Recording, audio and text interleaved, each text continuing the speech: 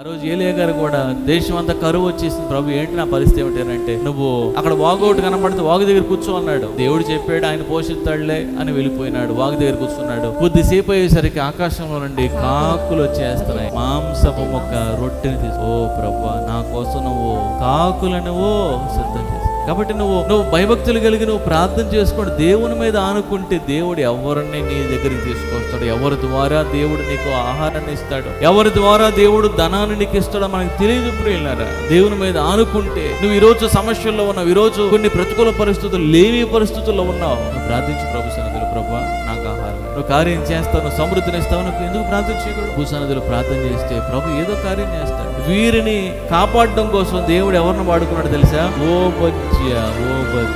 అలాగే దేవుడు నువ్వు ఆయన కోసం కనిపెట్టుకునేటటువంటి వ్యక్తిగా ఉంటే దేవుడు ఈ నిరీక్షణ మనల్ని ఏం చేయదు, మనల్ని సిగ్గుపరచదు. హల్లెలూయా.